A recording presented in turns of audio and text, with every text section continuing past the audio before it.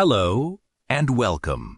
Today, you will learn English through another motivational story. Sometimes, the biggest lessons don't come from textbooks.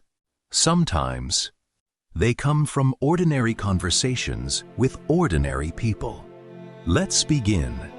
Wednesday afternoon arrived quietly.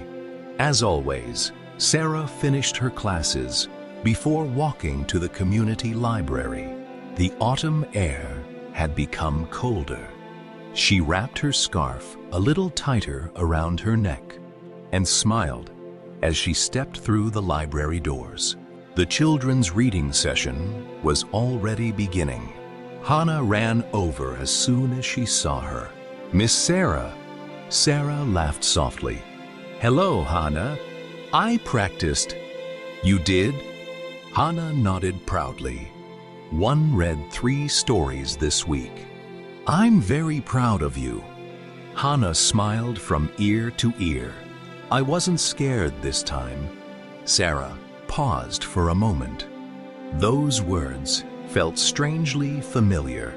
Perhaps they described her too. The reading session passed quickly.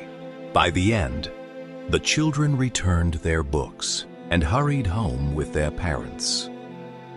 As Sarah began arranging the chairs, an elderly volunteer approached. His name badge read, "Mr. Thompson." "You have a gift," he said with a gentle smile. Sarah looked surprised. "I don't think so."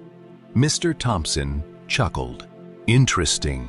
You've just helped 6 children become more confident, and you still don't think you have a gift." Sarah looked down, feeling slightly embarrassed. "I still have a lot to learn." "So do I." Sarah blinked. "You do?" Mr. Thompson smiled. "I'm 68 years old. I hope I never stop learning." Sarah couldn't help but smile. Together, they finished tidying the room. As they walked toward the front desk, Sarah noticed Mr. Thompson carefully studying a notice pinned to the wall. It announced a fundraising event for the library. She looked at the paper curiously. "What's the fundraiser for?" "We're trying to buy more books for the children's reading program." Sarah nodded. "I hope you raise enough." "So do I." Mr. Thompson smiled thoughtfully. "Books change lives. They certainly changed mine." Sarah looked at him with curiosity. "Were you a teacher?" "No. I worked at a bank for 40 years. "A bank?"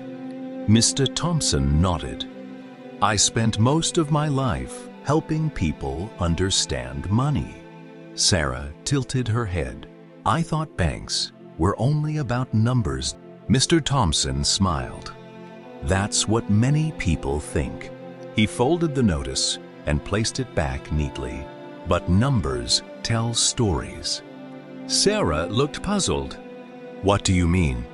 "If I looked at someone's spending, I could often tell what they cared about. If I looked at someone's savings, I could often tell what they were preparing for." He smiled kindly. "Money isn't only about numbers, it's about choices." Those words settled quietly in Sarah's mind. She had never heard anyone describe money that way. Not as something to chase, but as something that reflected a person's decisions. Before leaving, Mr. Thompson handed Sarah a small donation box. "We're asking volunteers to place these around the neighborhood." Sarah looked uncertain.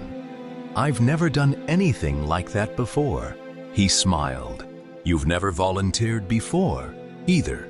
Sarah laughed. "I suppose that's true. You'll do just fine." That evening, Sarah carried the small donation box to the local bakery near her apartment. The owner smiled as she entered. "Good evening." "Good evening." Sarah took a slow breath. She explained the library's fundraiser and politely asked if the bakery would be willing to place the donation box near the counter. The owner listened carefully. Then he smiled. "I'd be happy to." Relief washed over Sarah. As she thanked him and stepped outside, she stopped for a moment. Months ago, she would never have walked into a shop and spoken to a stranger. Now, she had done it without even realizing how much she had changed. Later that evening, she opened her notebook. She thought about Hannah, Mr. Thompson, the fundraiser, the bakery owner. Then she began to write. Helping people isn't always about giving money. Sometimes it's about creating opportunities.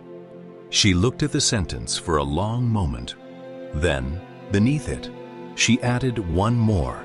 Every small act of kindness becomes part of someone else's story. Sarah closed the notebook gently. She looked out of her bedroom window. The lights of the city stretched into the distance. For the first time, she wasn't only wondering who she wanted to become. She was beginning to wonder, how many lives could one person quietly change?